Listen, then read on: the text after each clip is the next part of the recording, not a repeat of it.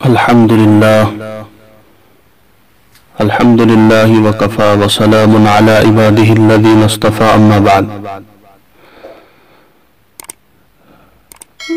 عزیزان گرامی، اللہ نے ہمیں رمضان کے اعمال عطا فرمائے۔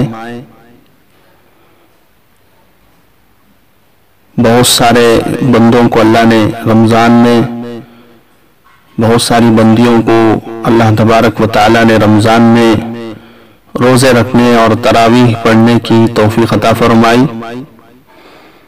اور بہت سارے گناہوں سے اللہ نے ہم سب کی حفاظت فرمائی۔ اب ہمارا غیر رمضان بھی، رمضان کے علاوہ کے ایام بھی رمضان کی طرح بن جائیں، اس کی ہمیں کوشش کرنی ہے۔ رمضان رسول پاک صلی اللہ علیہ وسلم کے ہاں رمضان کی کتنی اہمیت تھی، اور آپ صلی اللہ علیہ وسلم اس کے لیے مستقل دعائیں کرتے تھے۔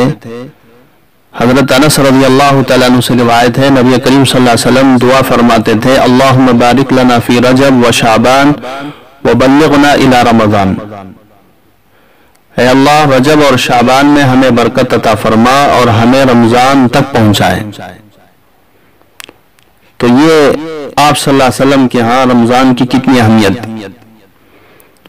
ہمارے اسلاف کے ہاں رمضان کی کس قدر اہمیت تھی، آپ غور کریں۔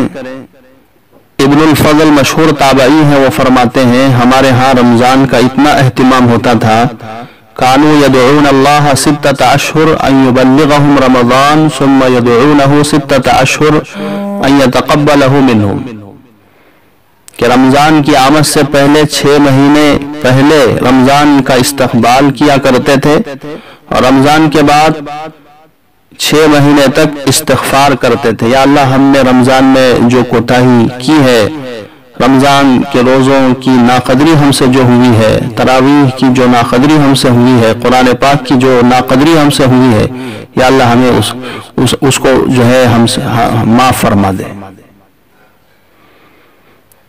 اسی لیے حدیث میں ہے کہ رمضان پورے سال کا قلب ہے، دل ہے۔ اگر یہ درست رہا تو پورا سال درست رہا، اگر یہ بگڑ گیا تو پھر پورا سال بگڑ جائے گا۔ ہمارے مشائخ نے فرمایا کہ رمضان کو باقی مہینوں کے ساتھ وہ نسبت ہے جو حضرت یوسف علیہ السلام کو اپنے بھائیوں سے تھی۔ حضرت یعقوب علیہ السلام کے 12 بیٹے تھے، ان میں سے ایک حضرت یوسف تھے۔ حضرت یوسف علیہ السلام کی برکت سے اللہ نے باقی 11 بیٹوں کی غلطی اور جرم کو معاف فرما دیا تھا۔ ہمارے اکابر نے فرمایا سال کے اسی طرح 12 مہینے ہیں، اس میں رمضان المبارک کا مہینہ حضرت یوسف کے مانند ہے۔ اس ایک مہینے کی برکت سے اللہ 11 مہینوں کے گناہ معاف فرما دیتے ہیں۔ تو اس لیے جن کا رمضان صحیح گزرا ہے، ان سے توقع ہے، ان سے امید ہے کہ انشاءاللہ ان کا غیر رمضان بھی اسی طرح اعمال سے گزرے گا، عبادت سے گزرے گا۔ اور جنہوں نے رمضان کے ایام کو ضائع کر دیا، وہ خوب استغفار کرے، دعا کرے، توبہ کرے، اللہ سے معافی چاہے۔ اب رمضان کے بعد یا تو ہمارے لیے عید ہوگی یا ہمارے لیے وعید ہوگی، دونوں میں سے ایک حال میں ہوگی۔ عید خوشی کو کہتے ہیں اور وعید سزا کو کہتے ہیں۔ جن کی مغفرت رمضان میں ہو گئی، رمضان کے بعد ان کے لیے عید ہے، اور جن کی مغفرت رمضان میں نہیں ہوئی، ان کے لیے رمضان کے بعد وعید ہوگی، اور اسی طرح نحوست سے ان کے ایام رمضان کے علاوہ کے گزریں گے۔ اللہ ہم سب کی حفاظت فرمائے۔ ایک مرتبہ عید قریب تھی، ایک بزرگ سے کسی نے پوچھا عید کب ہوگی؟ وہ فرمانے لگے جب دید ہوگی تب عید ہوگی، جب دید ہوگی تب عید ہوگی۔ مطلب یہ ہے کہ جب محبوب کی دید ہوگی تب ہمارے لیے عید ہوگی، یعنی اللہ کا قرب حاصل ہو جائے گا، اللہ کی زیارت ہو جائے گی، اور اللہ کا دیدار ہو جائے گا، اللہ کا وصل ہو جائے گا، تب جو ہے عید ہوگی۔ یعنی جب بندہ مومن عمل حسنہ کے ساتھ اپنی زندگی گزار کر ایمان پر اس کا خاتمہ ہوگا تو پھر یہ بندہ اللہ کی زیارت کرے گا، اللہ کا دیدار کرے گا، اور اس کے لیے اصل عید اس وقت ہوگی۔ ایک عید ہے رمضان کے بعد، وہ عید بھی ان احباب کے لیے جو رمضان کو صحیح طور پر گزارے ہیں، تراویح میں، تلاوت قرآن میں، ذکر میں، استغفار میں، صدقہ خیرات میں اپنے آپ کو لگایا، ان کے لیے جو ہے رمضان کے بعد جیسے عید ہوگی، عید کے دن خوشی کا اظہار ہوتا ہے، نئے کپڑے پہنتے ہیں، اسی لیے عید کے دن جو ہے روزہ رکھنا حرام ہے، ناجائز ہے، اس لیے کہ اللہ کے مہمان ہوتے ہیں بندے اس دن۔ تو جس طرح خوشی کا موقع ہوتا ہے، ہم خود غسل کرتے ہیں، نئے کپڑے پہنتے ہیں اور عطر لگاتے ہیں اور خود مسجد کو چل کر آتے ہیں، خوشی کا اظہار کرتے ہیں، یہ ہر سال کی عید ہے۔ ایک عید ہے جو اصلی عید ہے، وہ عید ہماری موت پر ہوگی، جب اگر ہمارا خاتمہ ایمان پر ہو جائے گا تو پھر اس دن عید ہے، جنت کی خوشبو لگائی جائے گی، جنت کا کفن پہنایا جائے گا، ہزاروں فرشتوں کے ساتھ حضرت جبرائیل آئیں گے۔ تو اس دن عید کا دن بنانے کے لیے فرمایا کہ ساری زندگی اللہ کی عبادت میں لگے رہو۔ رمضان تو ایک ٹریننگ ہے، رمضان تو ایک ٹریننگ ہے اللہ کی طرف سے۔ رمضان کی طرح سارے ایام ہر وقت گزارے رمضان کی طرح، کہ رمضان تقویٰ چھوڑ کر گیا، اپنا اثر چھوڑ کر گیا ہے۔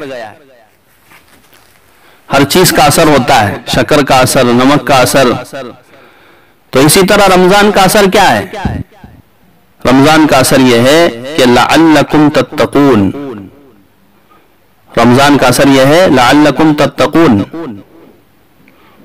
کہ رمضان کے روزوں سے، رمضان کی وجہ سے بندہ متقی بن جاتا ہے، اور یہ تقویٰ موت تک رہے۔ اور تقوی پر اللہ کیا دیں گے؟ اللہ اکبر، تقوی پر اللہ کی طرف سے بڑے بڑے انعامات ہیں۔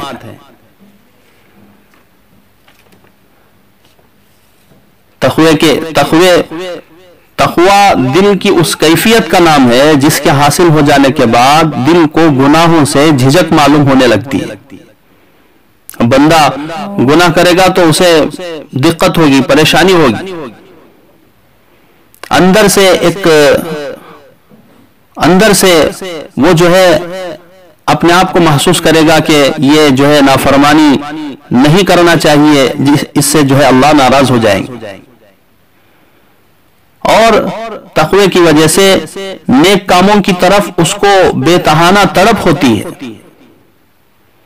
حضرت علی رضی اللہ تعالیٰ نے فرمایا تقوی کی تعریف یہ ہے کہ اللہ سے خوف کرے، قرآن پر عمل کرے، کم پر قناعت کرے اور آخرت کے لیے تیاری کرے۔ تقوی پر اللہ کیا دینے والے ہیں؟ تقوی کے انعامات و برکات کیا ہیں؟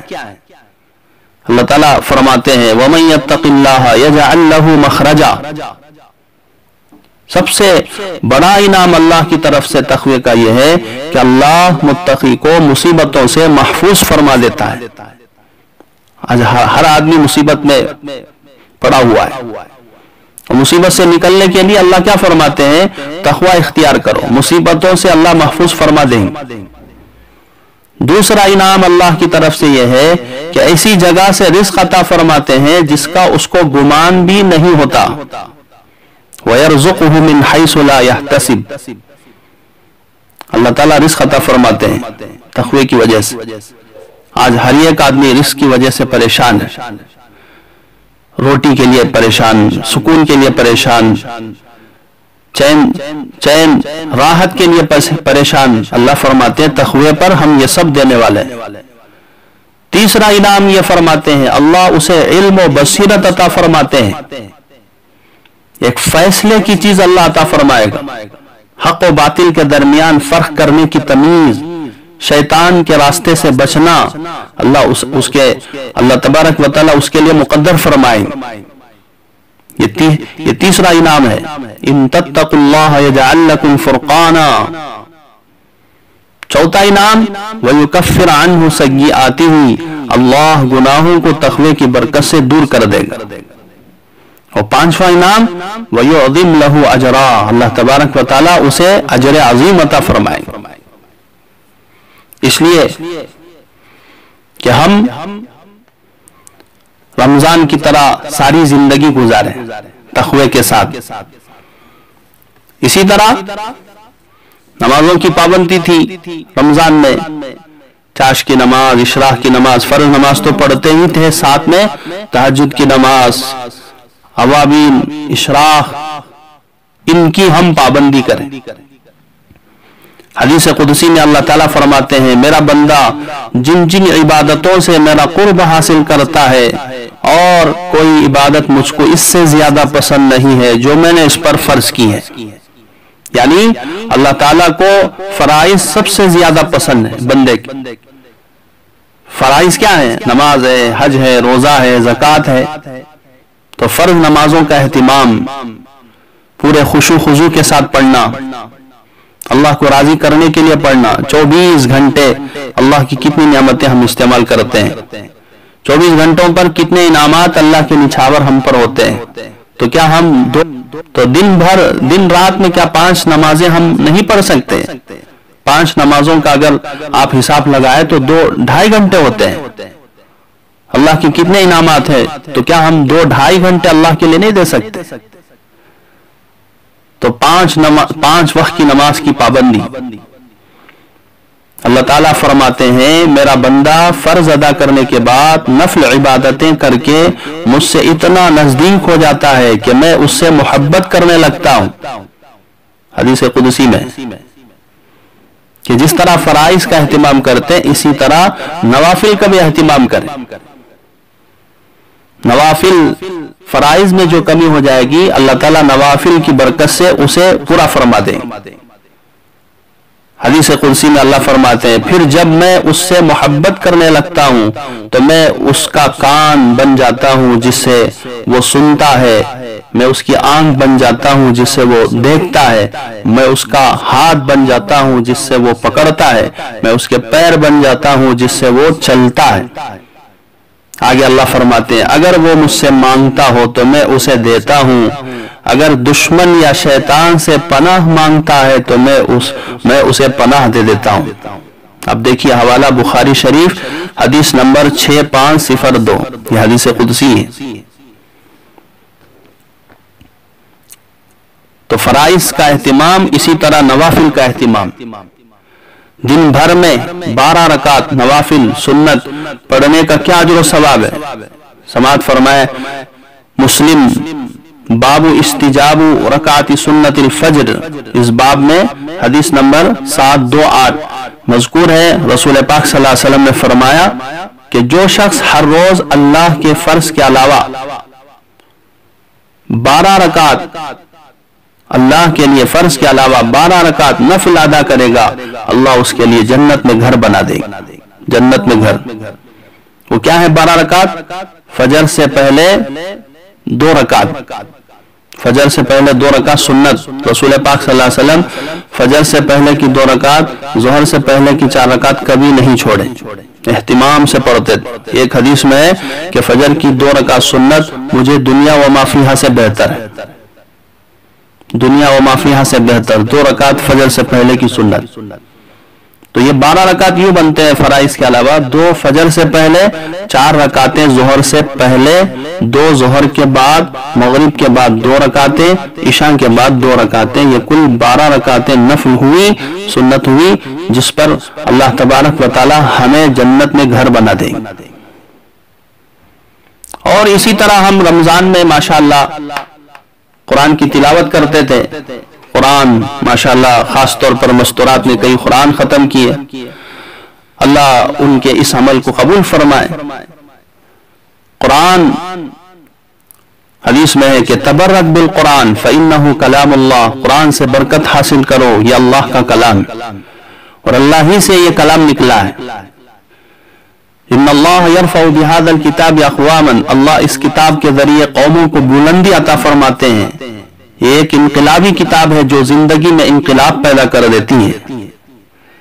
جب یہ قرآن کے اثرات قرآنی زندگی صحابہ میں آئی، قرآن کے اثرات صحابہ میں آئے تو ان کے دلوں سے مال کی محبت، دنیا کی محبت، پیسوں کی محبت کیسے نکل گئی۔ آپ دیکھیے حضرت سیدنا حضرت عائشہ رضی اللہ عنہا کے پاس تقریباً 50,000 روپیہ آیا ہدیے میں، فوراً حضرت عائشہ رضی اللہ عنہا نے اسے صدقہ کر دیا۔ دل سے مال کی محبت نکل چکی تھی، قرآنی زندگی تھی۔ یہ قرآن کا انقلاب ہے، سب کو بدل دیا۔ ورنہ عورت کا مزاج قرآن کہتا ہے أَوَمَنْ يُنَشَّأُ فِي الْحِلْيَةِ وَهُوَ فِي الْخِصَامِ غَيْرُ مُبِينٍ، عورت سونے میں کھیلتی ہے، سونے کی محبت بھی سونے کی محبت اس کے دل میں ہوتی ہے، لیکن یہاں پر حضرت عائشہ رضی اللہ عنہا نے 50,000 روپیہ صدقہ کر دیا آن کے آن۔ خود روزے سے تھی، افطار کا سامان بھی، افطار کے سامان کے لیے بھی کچھ رکھ نہیں پائی اپنے پاس۔ حضرت جابر رضی اللہ تعالیٰ عنہ پریشان تھے، ان کی طبیعت میں تھوڑا سا بوجھ تھا، بیوی کو سنایا تو بیوی نے کہا آپ کے پاس جو 6 لاکھ درہم ہے اسے اللہ کے راہ میں خرچ کر دیں۔ تو فوراً 6 لاکھ روپیہ بیوی کے مشورے سے حضرت نے جو ہے خرچ کر دیا، تب جا کر ان کی طبیعت کا جو بوجھ تھا وہ ہلکا ہو۔ تو یہ اس زمانے کی عورتیں تھیں، قرآن پڑھتی تھی، قرآن پر عمل کرتی تھی، اور قرآن ان کی زندگیوں میں اپنا اثر چھوڑ کر جاتا تھا، اور انہیں لگاؤ تھا اعمال سے، انہیں لگاؤ تھا قرآن سے، اللہ کے نبی کی سنتوں سے۔ لہذا دنیا کو فتحی الفاظ قرآن نے کیا ہے، اس میں تزکیے کا نسخہ ہے۔ بہت سارے قرآن سن کر ماشاءاللہ اسلام قبول کی۔ حضرت امام احمد بن حنبل رحمت اللہ علیہ نے اللہ سے پوچھا خواب میں، یا اللہ آپ سے تقرب کا سب سے بڑا عمل کون سا ہے؟ تو اللہ نے فرمایا قرآن کا پڑھنا۔ قرآن پڑھنے والے کو اللہ اپنا قرب نصیب فرماتے ہیں۔ ایک بزرگ نے فرمایا ان اردت ان تعرف قدرک عند اللہ فانظر الى قدر القرآن عندک، اگر تو چاہتا ہے کہ اللہ کے ہاں اپنا مقام معلوم کرے کہ تیرا کیا مقام ہے اللہ کے ہاں، تو دیکھ لے کہ تیرے دل میں قرآن کا کیا مقام ہے۔ جو مقام ہم نے قرآن کا دیا ہے وہی مقام ہمارا اللہ کے ہاں۔ آج گھر گھر سے کون سی آوازیں نکلتی ہیں؟ میوزک کی، ناچ گانوں کی۔ پہلے زمانے میں قرآن کی آواز گونجتی تھی، جس کی وجہ سے ان کی زندگیوں میں برکتیں تھیں، ان کی زندگیوں میں راحتیں تھیں، امن چین سکون کے فیصلے اللہ کی طرف سے ہوتے تھے۔ آج یہ ماحول ختم ہو گیا تو پھر بے برکتی ہے۔ ہم قرآن کے ساتھ کتنا وقت گزارتے ہیں؟ دیکھیں ہم قرآن کو سمجھنے میں کتنا وقت گزارتے ہیں، قرآن پر عمل کرنے میں کتنا وقت گزارتے ہیں۔ حضرت عثمان رضی اللہ تعالیٰ عنہ فرماتے ہیں لو طہرت قلوبکم ما شبعتم من کلام ربکم، اگر تمہارے دل صاف ہوتے تو قرآن پڑھنے سے تمہارے دل کبھی نہ بھرتے، چونکہ ہمارے دل میلے ہیں گناہوں کی وجہ سے، ایک صفحہ پڑھتے ہیں تو تھک جاتی ہے طبیعت، پڑھنے کو اندر سے دل نہیں چاہتا، اس لیے کہ ہمارے دل مردے ہو چکے ہیں، ہمارے دلوں کے اندر گناہوں کے اثرات۔ اگر دل پاک ہوتے تو پھر قرآن پڑھنے سے کبھی جو ہے گھبراہٹ نہ ہوتی، قرآن پڑھنے سے کبھی جھجک نہیں ہوتی، پڑھتے جاتے اور مزے لیتے اللہ کے انوارات۔ تقرب اللہ کا سب سے بڑا ذریعہ ہے پابندی سے ہم تلاوت کریں۔ مسلمان کی ہر بیماری کا علاج قرآن ہے۔ اس لیے بزرگوں دوستو، جیسے رمضان میں ہم قرآن پڑھتے تھے ویسے ہی ہم غیر رمضان میں بھی جو ہے قرآن پڑھنے کے عادی بنے، روزانہ تھوڑا تھوڑا ہم قرآن پڑھے، عورتیں بھی مرد حضرات بھی۔ اور اسی اللہ نے ہمیں موقع عطا فرمایا ہے،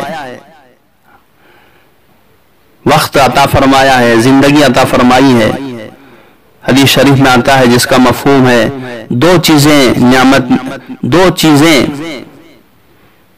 اللہ کی طرف سے ہمیں ملی ہے، خاص طور پر جن کی موجودگی میں انسان ان کی قدر نہیں کرتا اور ان نعمتوں کے جانے کے بعد ان کی قدر ہوتی ہے، وہ صحت اور فراغت۔ ایک نعمت صحت ہے اور دوسری نعمت فراغت کی ہے۔ صحت کی قدر جب ہوتی ہے جب بیماری آتی ہے، جب بندہ بیمار ہو جاتا ہے تو صحت کی قدر معلوم کرتا ہے، اور فراغت کی قدر جب ہوتی ہے جب انسان عمل کے قابل نہیں رہتا۔ دونوں کی قدر یہ ہے کہ محاسبہ کرے ہم اپنے اعمال کا اور فکر کرے آخرت کی، گناہوں سے اپنے آپ کی حفاظت کرے۔ کسی نے کیا خوب لکھا ہے، ہر گناہ ایک کرونا وائرس ہے۔ کرونا وائرس سے کیسے ماسک پہنتے ہیں، دور دور رہتے ہیں، کسی سے ملتے نہیں ہیں، مسافہ، بیماری نہ لگ جائے۔ کہ کرونا سے بھی زیادہ سخت جو وبا ہے، جو نحوست کی چیز ہے، یہ گناہ ہے، اللہ کی نافرمانی۔